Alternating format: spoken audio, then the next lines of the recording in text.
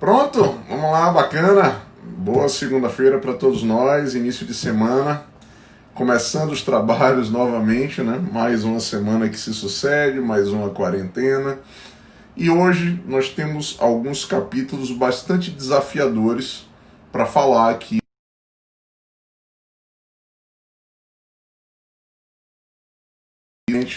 O nosso curso de Direito Processual Penal. Hoje vamos abordar mais 3 capítulos da obra e um dos capítulos, que já é um grande divisor de águas, me permitirá ingressar na própria análise do sistema prisional. Beleza? Vou aguardar um minuto aí para vocês chegarem com tranquilidade e também fazer uma pequena ponderação em homenagem a uma pergunta que me foi feita da aula passada, da nossa live da segunda-feira passada. Me perguntaram se haveria diferença substancial entre interceptação telefônica, escuta telefônica e gravação telefônica. Então, só para vocês se situarem, antes de começar propriamente os temas de hoje, quando nós falamos em interceptação, escuta e gravação, naturalmente eu pretendo formular uma dissociação importantíssima. A interceptação, vê se faz sentido, ela revela a captação da conversa entre 2 ou mais pessoas por um terceiro, sem o conhecimento dos interlocutores. Então, se você me perguntasse, Nestor, quais são os requisitos para a caracterização de uma interceptação? Veja, intervenção de um terceiro e desconhecimento dos interlocutores. Aí estaria a caracterização da interceptação. Maravilha. E o que é a escuta? Só para eu continuar respondendo essa dúvida da aula passada. A escuta, ela é revelada pela captação da conversa entre 2 ou mais pessoas por um terceiro, mas com o conhecimento de um dos interlocutores. Então imagine, ora, Deus o livre, minha filha é sequestrada. A polícia, então, começa a promover o monitoramento da minha conversa. Eu sei da intervenção da polícia, mas os sequestradores, em tese, não sabem. Isso seria o quê? Escuta. E o que é a gravação? A gravação revela a captação da conversa por um dos interlocutores. Vale dizer, não existe a figura do terceiro. E pouco importa se o outro interlocutor sabe ou não que a gravação está acontecendo. Percebeu? Então, nessa tripartição, ora, interceptação, captação da conversa por um terceiro sem o conhecimento dos interlocutores, escuta, captação da conversa por um terceiro com o conhecimento de um dos interlocutores, e gravação, captação da conversa por um interlocutor, não existindo a figura do terceiro. Beleza? Tudo bem?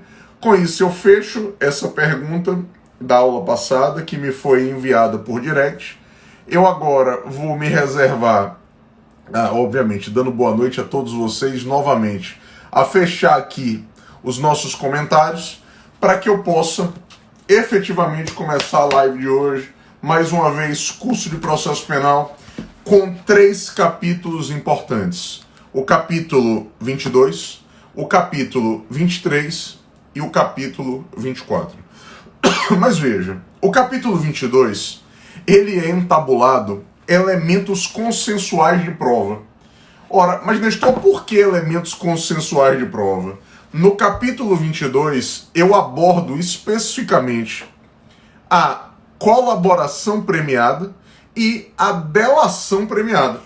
Por quê? Ora, a colaboração premiada, inclusive com esse rótulo, ela ganhou evidência no Brasil em virtude da Operação Lava Jato, mas notadamente com o advento da atual Lei de Combate e Repressão ao Crime Organizado, que é a Lei 12.850. Só que é um ledo engano para aqueles que se preparam efetivamente para enfrentar uma prova. Ora, imaginarmos ingenuamente que existe esse fenômeno apenas e tão somente na Lei de Combate e Repressão ao Crime Organizado. Ora, aquilo que nós chamávamos de delação premiada é muito anterior à Lei de Combate e Repressão ao Crime Organizado. A Lei de Crime Organizado, ela potencializou o prêmio, porque anteriormente o prêmio não era tão atrativo. Nós tínhamos meio que de maneira quase que uníssona a redução de pena de 1/3 a 2/3. Então dificilmente a pessoa se via instada e motivada a colaborar. Com o advento da atual Lei de Combate e Repressão ao Crime Organizado, não só a nomenclatura mudou, ora passou a ser uma nomenclatura, digamos, mais aprazível, mais empática, colaboração premiada, e a relação premial mudou bastante. Além da redução da pena, nós temos a possibilidade de alternância de regime de cumprimento, vale dizer, regime semiaberto e até mesmo aberto. Nós temos a possibilidade de perdão do juiz com extinção da punibilidade. E nós temos até mesmo a possibilidade do promotor não oferecer a denúncia. Se o sujeito for o primeiro a colaborar, se o sujeito não chefiar a facção criminosa e se aquele fato revelado é um fato desconhecido pela autoridade. Então, no nosso capítulo 22, para a live de hoje, o tópico que eu destaco, que na minha ótica é o de maior colaboração, digamos assim, está na página 1012 do livro. Por quê? Aqui na página 1012, eu apresento para vocês uma tabela com as diversas leis que tratam da delação ou da colaboração premiada, fazendo a correlação normativa. Então eu falo da Lei 12.850, eu falo da Lei 8.072, eu falo do próprio Código Penal, eu abordo a Lei 9.807 de 99, a Lei 9.613, que é a Lei de Lavagem de Dinheiro, a 11.343, que é a Lei de Drogas. Então eu tenho um catálogo normativo onde eu aponto os diversos diplomas que tratam da delação ou da própria colaboração, transcendendo essa percepção de crime organizado que é muito diminuta para a dimensão do Instituto. Maravilha. Só que com isso eu avanço e vou focar no tema que eu quero direcionar a nossa live. Porque a partir do capítulo 23, nós passamos a enfrentar a teoria da medida cautelar. Eu começo a trabalhar com as medidas cautelares pessoais, sejam as prisões ou as medidas cautelares de não constrição da liberdade. E me permite, logo nesse início de segunda-feira, fazer um destaque para você. Até 2011, por que 2011, Nestor? Porque foi quando, pioneiramente, o sistema prisional foi reformado. Até 2011 nós tínhamos um sistema bipolar.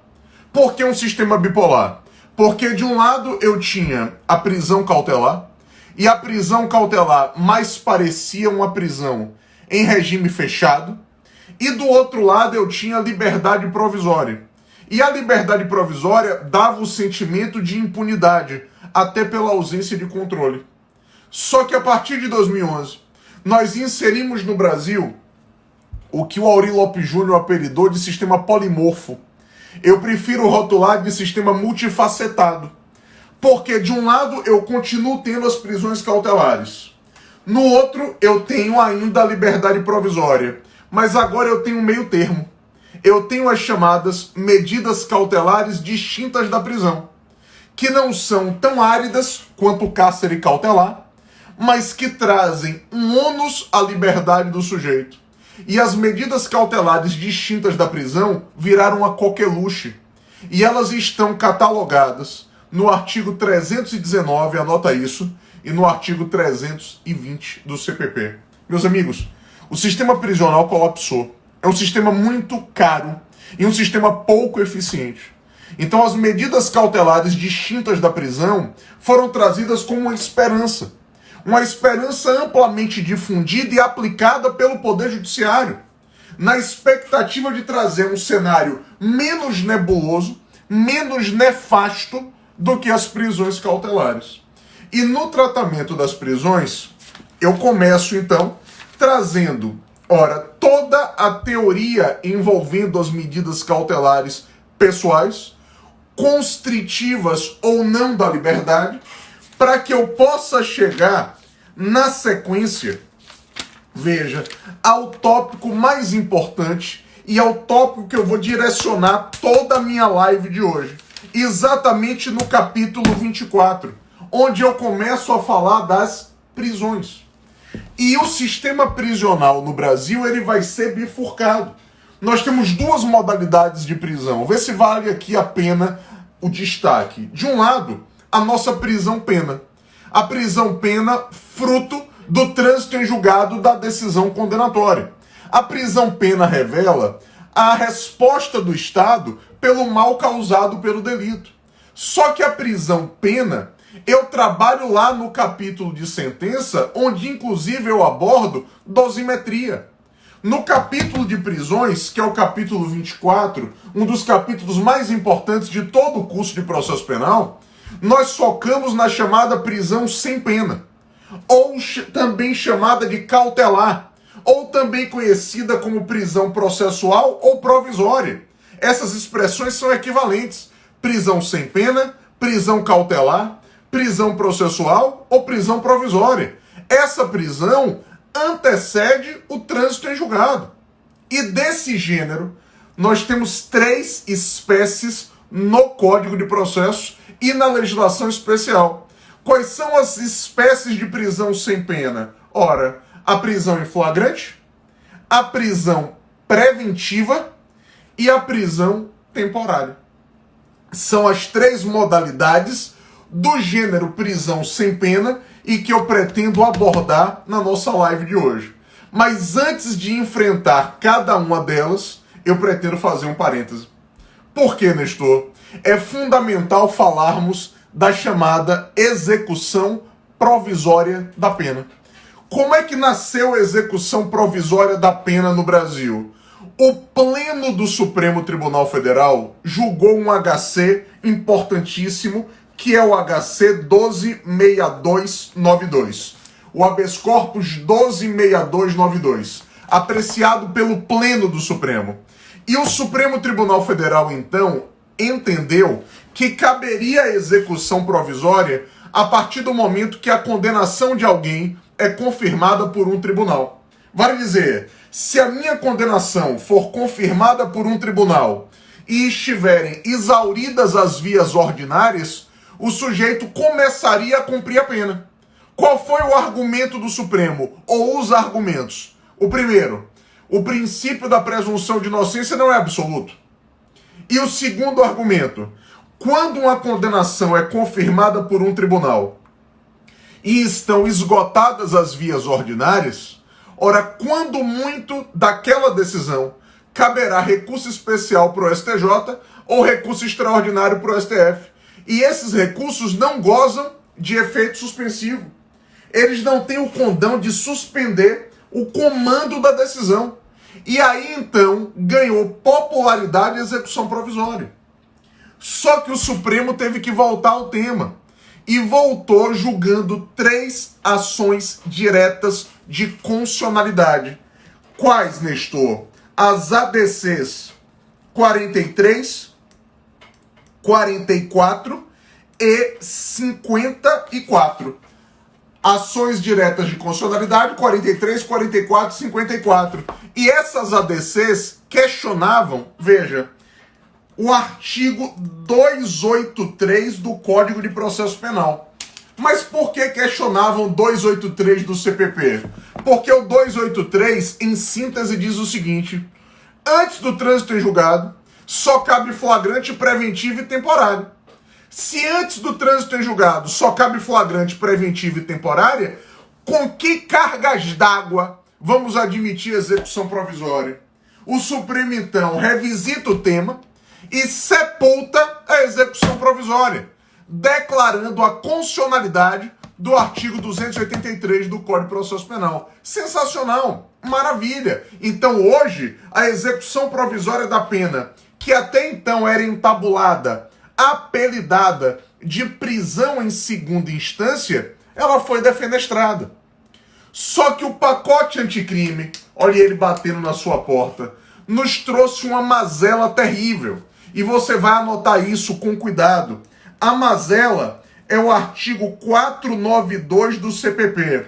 Anote ele. Ele vai ser cobrado em qualquer concurso público que você vai enfrentar. O artigo 492. Porque ele admite a execução provisória da sentença de primeiro grau emanada do júri. É um absurdo, um despautério. Ora, qual foi o argumento? Se o réu é condenado a 15 ou mais anos de reclusão pelo júri, nós admitimos a execução provisória da pena, porque retiraram o efeito suspensivo do recurso de apelação. Essa previsão do 492, na minha ótica, é inconstitucional. E o Supremo vai apreciar esse tema agora, em 2020. Se o Supremo mantiver a coerência, ele vai declarar a inconstitucionalidade do artigo 492 do Código de Processo Penal, quando estabelece a execução provisória da sentença emanada do júri. É o que se espera. Maravilha.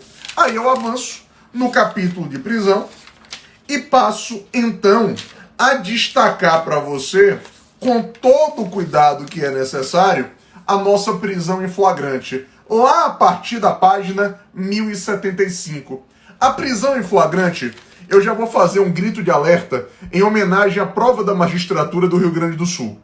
A prisão em flagrante, na minha ótica, não é tecnicamente uma prisão cautelar. As medidas cautelares, elas têm uma finalidade altruísta. Elas almejam preservar a investigação ou o processo criminal. Quando o flagrante acontece, ainda não existe inquérito, muito menos processo. Então, para parte da doutrina, por todos eu cito o Aurí Lopes Júnior, a prisão em flagrante é uma medida pré-cautelar, essencialmente administrativa. Isso caiu na prova da magistratura. Eu terei a cautelaridade quando o juiz analisa o auto de flagrante e decide se converte o flagrante em preventiva ou se adota alguma outra medida cautelar distinta da prisão. Mas o flagrante não tem natureza, na essência, segundo a doutrina mais moderna, de prisão cautelar. Estaríamos diante de uma medida pré-cautelar. Ora, se isso é verdade, eu passo então a destacar, a partir da página 1078, as modalidades de flagrante. E no tratamento das modalidades de flagrante, para nossa live de hoje, me permita focar em um artigo do Código de Processo Penal que eu vou eleger como mais importante. Anota isso. O artigo 302 do CPP. Porque o artigo 302, ele aponta as hipóteses de flagrante delito catalogadas no âmago da nossa legislação processual. Meus amigos, o flagrante é uma prisão típica. Eu tenho prisão em flagrante se eu conseguir, amoldar a situação concreta no texto da lei que admite o flagrante. Caso contrário, a prisão é ilegal. E no artigo 302, nós temos 3 hipóteses de flagrante. Eu tenho 3 modalidades de flagrante. Vê se faz sentido. A primeira delas, talvez a mais ideal. Revela o chamado flagrante próprio, flagrante perfeito, flagrante real ou propriamente dito. O que seria o flagrante próprio, perfeito, real ou propriamente dito? Ele se apresenta em 2 situações distintas. Está em flagrante próprio, vê se faz sentido. O sujeito que é capturado praticando a infração, e quem é preso, Nestor, praticando a infração, estava fazendo o quê? Esse sujeito está desenvolvendo os atos executórios no momento em que ele é capturado. Ele está realizando o núcleo do tipo penal. É o sujeito que é preso atirando na vítima. É o sujeito que é preso subtraindo a coisa alheia móvel. É o sujeito que é preso destruindo o patrimônio público, pagando a propina. Estamos no clímax da atividade delituosa quando a prisão acontece. É o cenário ideal, lá do inciso 1 do artigo 302. Só que o nosso legislador, ele apresenta uma segunda situação que a doutrina também enquadra como flagrante próprio. Veja, ainda está em flagrante próprio o sujeito que é capturado ao acabar de cometer o delito. Quem é preso, Nestor, ao acabar de cometer o delito, estava fazendo o quê? Se coloca como espectador. Esse sujeito, ele já concluiu os atos executórios, mas no momento da captura, ele não tinha se desvencilhado do local do crime ou das circunstâncias do fato. Então é o sujeito que já matou a vítima, mas foi preso dentro da casa. É o sujeito que já pagou a propina, mas foi capturado dentro da repartição pública. É o sujeito que já manteve a relação sexual com uma menor de 14 anos, mas foi preso dentro do motel. Então os atos executórios chegaram ao fim, mas eu não me desvencilhei do locus delicti. Isso também é o quê? Flagrante próprio. Ora, o flagrante próprio está no inciso 1 e no inciso 2 do artigo 302. Mas o nosso legislador avança e ele aponta o flagrante impróprio, também chamado de irreal, também conhecido como flagrante imperfeito ou quase flagrante. Então, flagrante impróprio, irreal, imperfeito ou quase flagrante. O que eu tentei fazer aqui?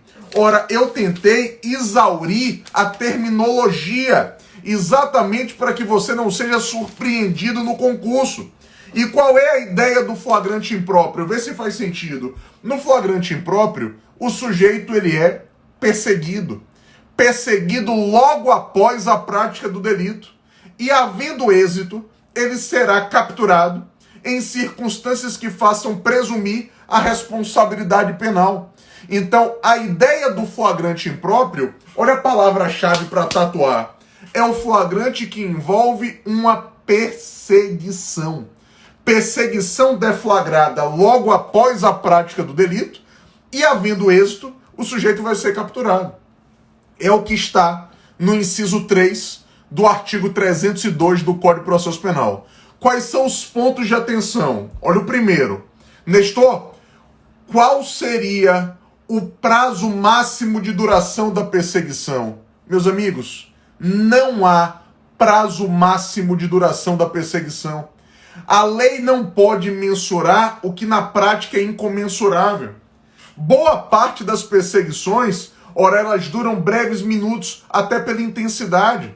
Mas a perseguição pode durar horas? Pode. Pode durar dias? Pode. Pode durar semanas? Pode. E depois de todo esse tempo, quando o sujeito for capturado, que prisão é essa? Flagrante. Se não há prazo máximo de duração da perseguição, vem uma outra pergunta. Nestor, e qual seria o requisito de validade da perseguição? Ora, é necessário que a perseguição seja contínua. Se a perseguição for interrompida, amputada, não caberá mais prisão em flagrante. É necessário contato visual? Eu sei que a sua visão é o sentido mais aprimorado, mas ela foi eleita a requisito de validade da perseguição? Não! É possível que em boa parte do tempo a perseguição ocorra às cegas. Tipo o que eu estou fazendo agora aqui, ó. Eu tiro a visão, mas se eu continuo com o intuito da captura, se a perseguição é perene, no momento em que o sujeito for capturado, a prisão será em flagrante. Percebeu? Agora, ainda no artigo 302, me permita trabalhar com uma terceira modalidade flagrante, que eu vou chamar de flagrante presumido, ficto ou assimilado. O flagrante presumido, ele conta com um fator inusitado. Muitas vezes acontece por acaso. Ora, quando é, Nestor, que ocorre o flagrante presumido? No flagrante presumido, o suposto autor do crime é encontrado. Encontrado logo depois da prática do delito. Veja, mas encontrado com armas, objetos, papéis ou instrumentos que autorizem presumir a responsabilidade penal. Então imagine, ora, o sujeito assalta uma agência bancária aqui em Salvador. Ora, a polícia então de Feira de Santana, que é uma cidade próxima, ela é comunicada da ocorrência do assalto e faz uma barricada na entrada da cidade. Quando o sujeito avança com o veículo, ele é parado e capturado. Esse sujeito foi encontrado logo depois da prática do crime e dentro do carro tem dinheiro e armas, com objetos que autorizem presumir que ele é o autor da infração e por isso ele pode ser capturado. Eis a lógica do nosso flagrante presumido. Maravilha.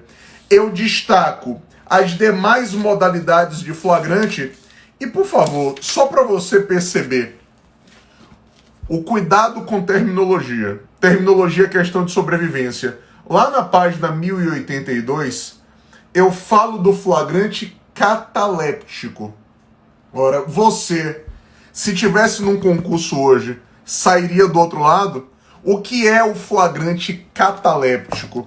Eu cito aqui o Thiago e o Rilmo Braga, o Rilmo, inclusive, como delegado lá no estado de Goiás, apontando o seguinte: imaginemos que o sujeito é capturado em flagrante delito.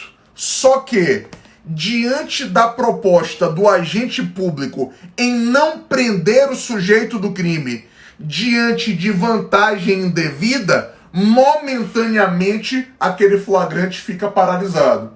Quando o agente público corrupto percebe que não vai receber a vantagem indevida, então ele concretiza o flagrante. O flagrante cataléptico, ele revela exatamente essa idiosincrasia, essa situação extremamente peculiar. O sujeito, o autor de crime, é capturado em flagrante? Ele é, então, surpreendido com a proposta do agente público para pagar vantagem indevida para ser liberado? E, dentro das tratativas, quando o agente público percebe que não vai receber a vantagem indevida, aquela situação de captura momentaneamente paralisada se concretiza e o procedimento vai adiante.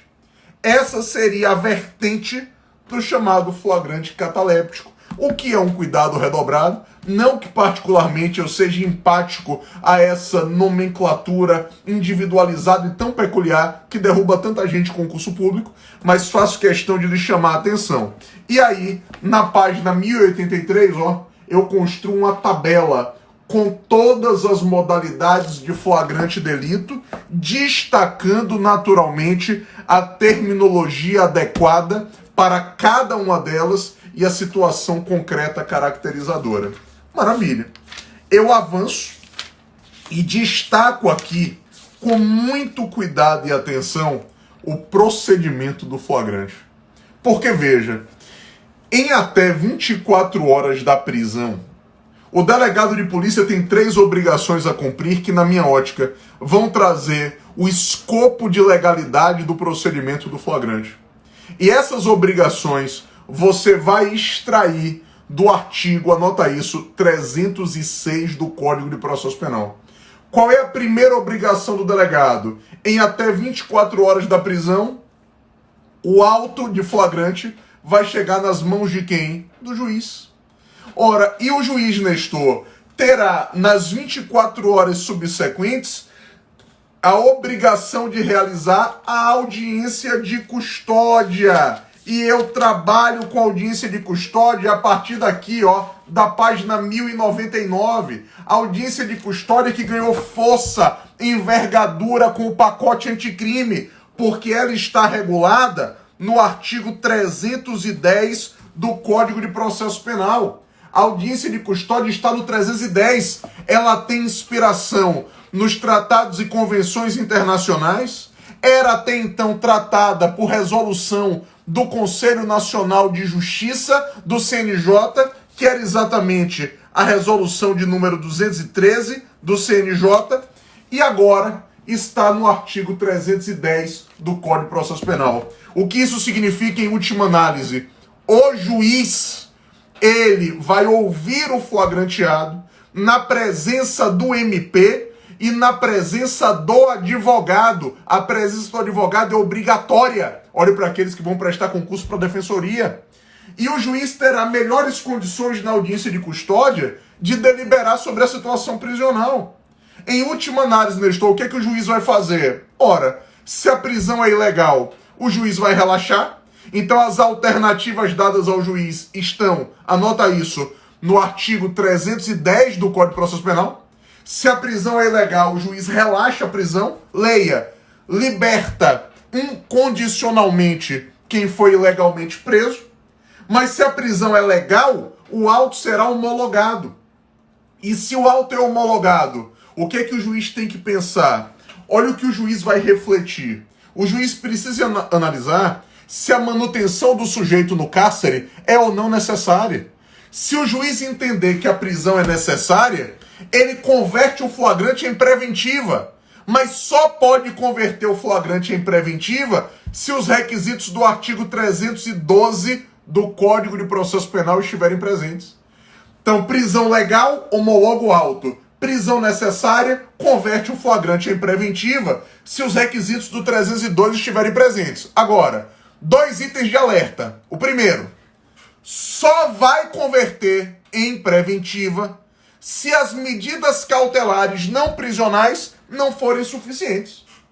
Porque é possível que as medidas cautelares distintas da prisão sejam suficientes para a hipótese.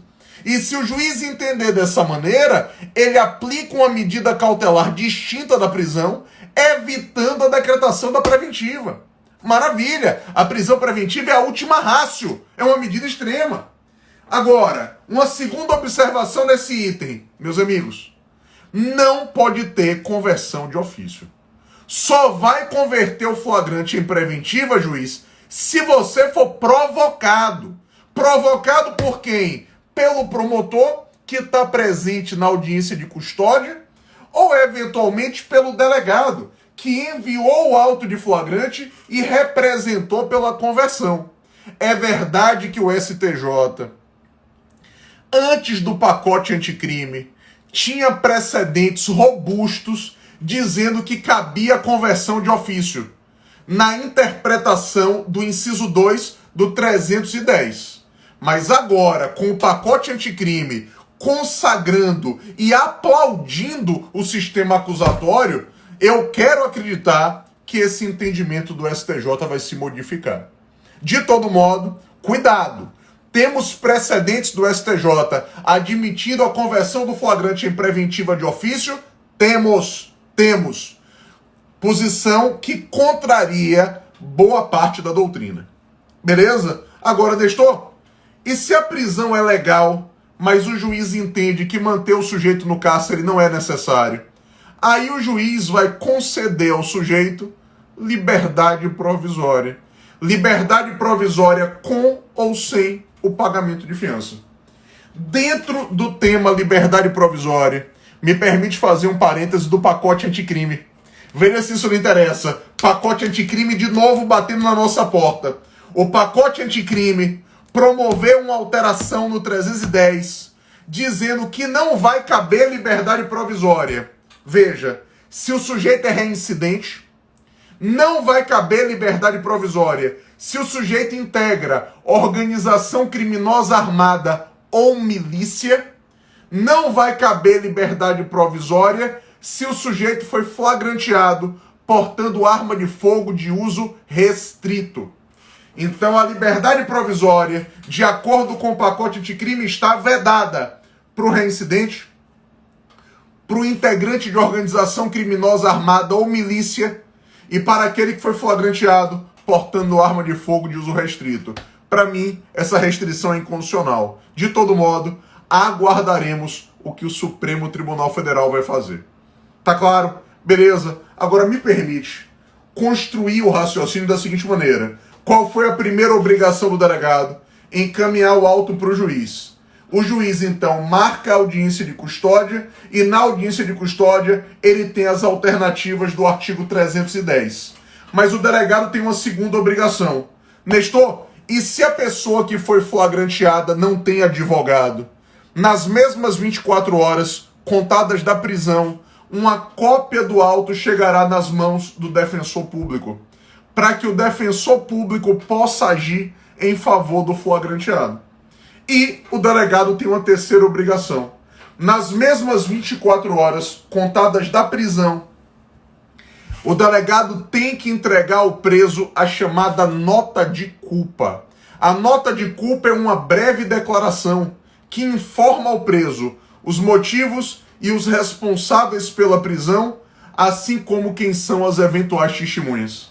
Essas três obrigações do delegado: encaminhar o auto para o juiz, mandar cópia para o defensor público se o preso não tem advogado e entregar ao preso a nota de culpa, elas são extraídas do artigo, anota isso, 306 do Código de Processo Penal. Então, na minha live, abordando o flagrante, destaquei 3 artigos importantíssimos. Quais? Vou até fazer aqui, ó, num post-it autônomo. Os artigos 302, 306 e 310 do CPP. O 302 trata das modalidades de flagrante esquadrinhadas no Código. O 306 aponta as 3 obrigações do delegado que devem ser adimplidas em 24 horas da prisão. Mandar o auto para o juiz, mandar cópia para o defensor, se o preso não tem advogado. O artigo 310 do Código de Processo Penal, destacando especificamente o comportamento do juiz diante do auto de flagrante, inclusive realizando a audiência de custódia. Beleza? Que virou a nossa coqueluche. Agora, eu avanço e a partir da página 1103 eu começo a falar da prisão preventiva. Posso fazer aqui um desabafo? Na minha ótica, as alterações mais significativas do pacote anticrime foram na prisão preventiva.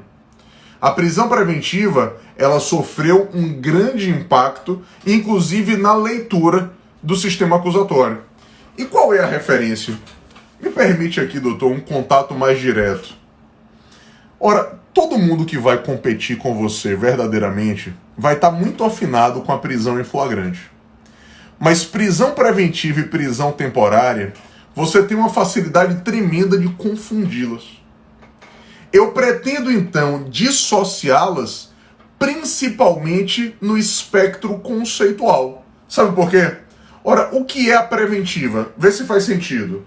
É uma prisão cautelar, maravilha, cabível durante toda a persecução penal. O que isso significa? Se ela cabe durante toda a persecução penal, a preventiva pode ser decretada no inquérito, a preventiva pode ser decretada no processo, e havendo urgência, concurso da Polícia Federal, a preventiva pode ser decretada mesmo antes da instauração formal da investigação. A investigação sequer foi instaurada formalmente. Pode decretar preventiva? Pode. Então, prisão cautelar, cabível durante toda a persecução penal, decretada pelo juiz, a requerimento do MP, a requerimento do querelante, a requerimento do assistente de acusação ou por representação do delegado. O que é que mudou na redação do 311 do CPP? Não se decreta prisão preventiva de ofício, nem no inquérito, nem no processo. Diante do sistema acusatório, o juiz não é protagonista. O juiz não mais pode decretar prisão preventiva de ofício, nem no inquérito, nem no processo. Aí alguns diriam, Nestor, mas o artigo 20 da Lei Maria da Penha permite que o juiz decrete prisão preventiva de ofício. Esse bendito artigo 20 da Lei Maria da Penha não deve ser aplicado. É o que diz a nossa doutrina, esmagadoramente majoritária. Inclusive o Rogério Sanches, comentando a Lei Maria da Penha, fala isso. Porque o artigo 20 da Lei Maria da Penha é uma ofensa ao sistema acusatório. Não cabe mais. Agora, prisão cautelar, cabível durante toda a persecução penal, decretada pelo juiz, necessariamente mediante uma provocação, sem prazo, preventiva não tem prazo. E ela vai ser decretada se estiverem presentes os requisitos do artigo 312 do Código de Processo Penal. Quais são os gritos de alerta que eu faço na prisão preventiva? O primeiro grito de alerta: a preventiva só vai ser decretada, é o que diz o artigo 312, diante de argumentos atuais, contemporâneos, justificando o cárcere. Não se decreta prisão preventiva com base em argumentos passados, de outrora. Foi o que aconteceu com Michel Temer. Eu dizia isso numa aula que dei hoje de manhã. Michel Temer foi preso com base em fatos justificadores que tinham mais de 2 anos. O Supremo Tribunal Federal derrubou a prisão. E agora o 312 do CPP diz isso. O 312 e o 315.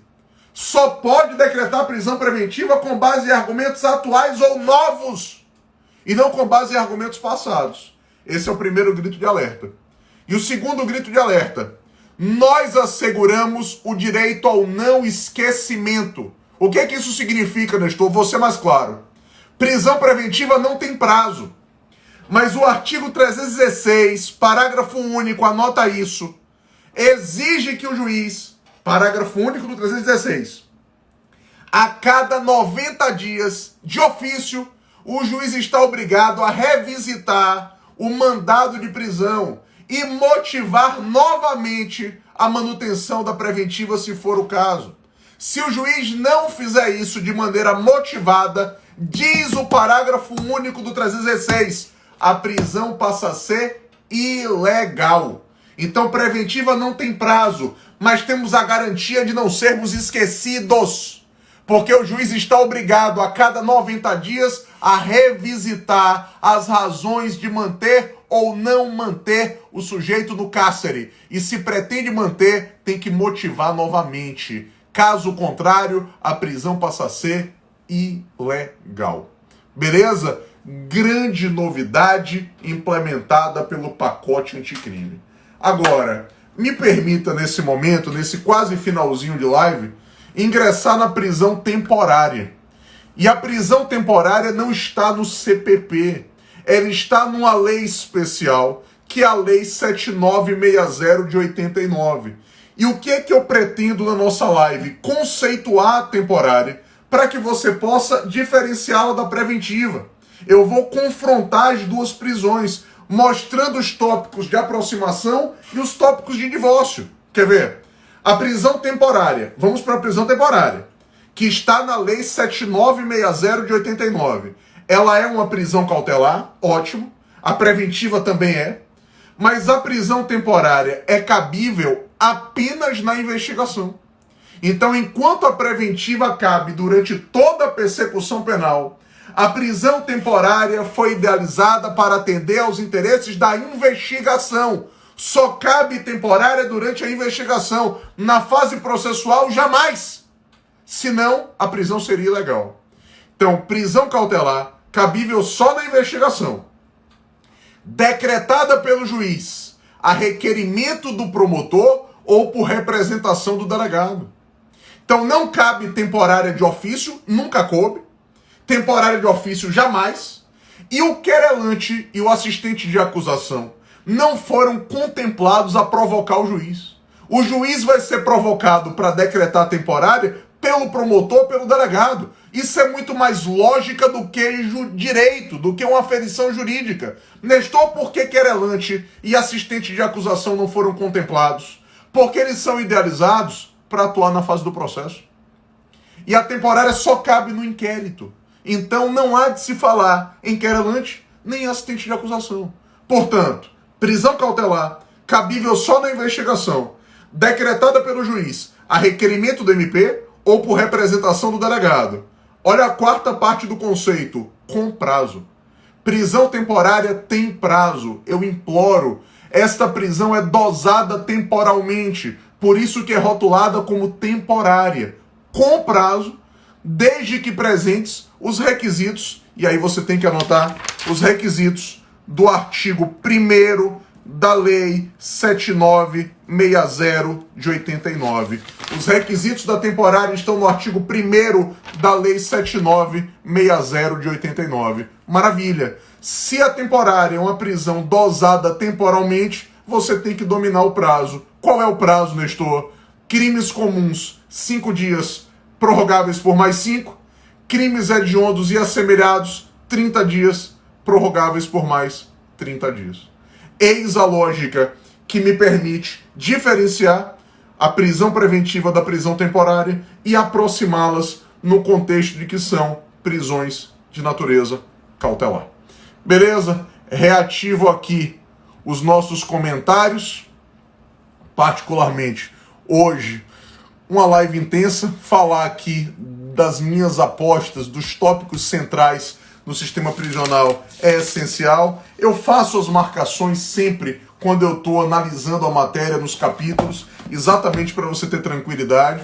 Hoje, mais uma vez, como costuma acontecer na segunda-feira, a promoção da editora, lá no site, das 21 às 23 horas, senha Nestor 2020, no nosso curso de processo penal. E vamos seguir intensos, trazendo o maior número de assuntos que a gente conseguir, exatamente para que eu possa, com isso, enfrentar o direito processual penal em cada segunda com vocês. Beleza? Agradeço demais, uma boa semana para todos nós, fiquem em paz, fiquem com Deus, sigamos juntos, um abraço, live fica salva aqui no feed do Instagram, grande abraço, valeu, até mais, obrigado a todos vocês aí, um abraço, valeu.